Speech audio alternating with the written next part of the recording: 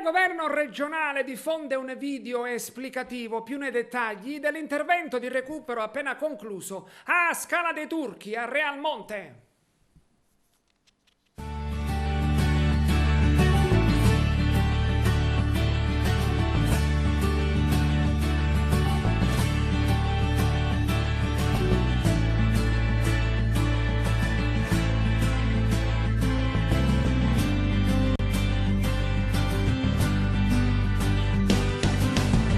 Siamo alla Scala dei Turchi, uno dei luoghi costieri della nostra isola più visitato.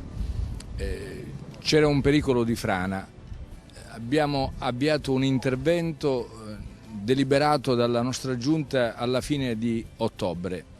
A febbraio abbiamo aggiudicato i lavori, a marzo l'impresa ha cominciato, il 6 agosto ha completato. E oggi siamo qui per un sopralluogo per prendere atto con soddisfazione della efficienza che l'amministrazione regionale, anche con la struttura contro il dissesto idrogeologico, con la protezione civile, ha dimostrato in questa ennesima occasione. Abbiamo messo in sicurezza il luogo, abbiamo evitato che la frana potesse continuare ad alimentarsi e naturalmente terremo sotto controllo questa particolare area della nostra costa agrigentina.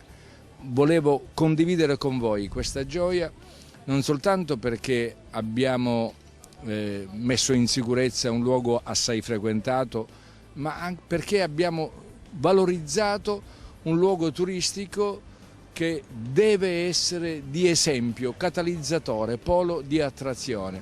La carta del turismo ce la stiamo giocando e anche bene, devo dire, rispetto alle altre regioni italiane.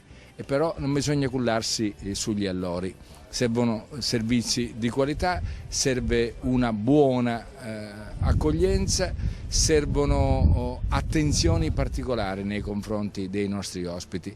Solo così cambia la buona reputazione e si consolida la buona reputazione della nostra isola, solo così diamo una spallata in positivo alla economia siciliana e Dio sa quanto ce ne sia bisogno. Il governo sta facendo fino in fondo la propria parte. Questa è la Sicilia che mi piace.